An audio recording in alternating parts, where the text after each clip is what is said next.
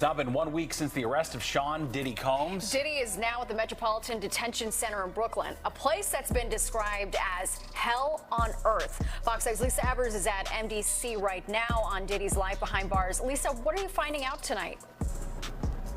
Well, Natasha and Steve, for the first time in his life, Sean Diddy Combs has spent a week behind bars. He's here inside MDC, where he's been since his arrest on Monday night on federal sex trafficking and other charges, to all of which he's pleaded not guilty. There's no VIP section, there is no concierge, only conmen, killers, and kingpins.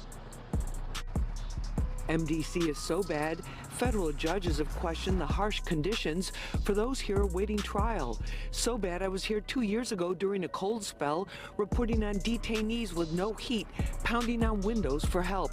There was even a congressional inquiry. But take the word of a former inmate I spoke with who goes by Esco. It's terrible. The food is terrible. Of course, the inmates are terrible. The guards are terrible. The conditions are terrible. It's just terrible. Diddy's legal team has withdrawn their appeal for bail, and it's been reported that Diddy was seen crying after realizing he will spend the next 6 months in jail. His lawyers and inmates are claiming that Diddy's life is in danger, and there are concerns he might harm himself if he loses his case. He's facing a life sentence, assuming he survives that long. Diddy himself believes he won't last behind bars, and he's already lost a significant amount of weight in just a few months. In a recent bail hearing, witnesses mentioned that Diddy now has gray hairs, and his family has stopped showing up to support him. Just weeks ago, Judge Ain Subban denied Diddy's bail request for the third time, citing that Diddy had been harassing other inmates and using their phone privileges to contact witnesses. With these new allegations, it's clear that Diddy poses a threat to the victims, and there's little hope of him getting out now. In his ruling, Judge Aaron stated that the court has found the government's evidence to be clear and convincing, and no conditions can ensure the safety of the public. To make matters worse, Diddy's legal team has confirmed the existence of the so-called freak-off tapes, which allegedly show him engaging in sexual contact with minors. While Diddy's team claims the people in the tapes aren't minors and weren't under the influence of drugs, this contradicts the testimony of a dozen other witnesses, including those who provided the tapes to the FBI. Desperate to secure Diddy's release, his team even offered $50 million in collateral, including Diddy's $48 million Miami mansion, round-the-clock security monitoring, restrictions on his internet and phone access, and limited visits only from pre-approved family members.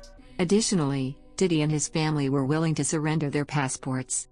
Former MDC inmate Larry Levine warns that Diddy's life is in danger, as other inmates will target him to build street credibility, especially now that he faces serious allegations. To stay safe, Diddy is being kept in protective custody for up to 23 hours a day, trying to avoid the general population. Cameron Lindsay, a former warden at the MDC, spoke about the conditions at the facility, describing it as a place rife with violence, overcrowding, and understaffing. Without enough guards to protect him, who knows what could happen to Diddy. Lindsay referred to MDC as a hell on earth.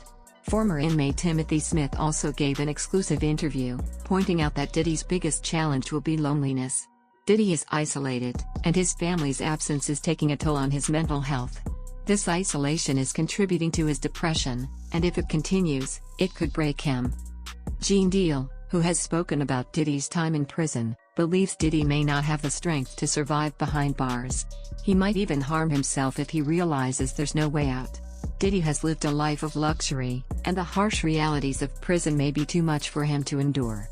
Criminal defense attorney Brian Claypool says that there's a 99% chance Diddy will never get out of jail, given the overwhelming evidence against him. The Southern District of New York's DA's office has a 98% conviction rate, and those who don't get convicted usually take a plea deal.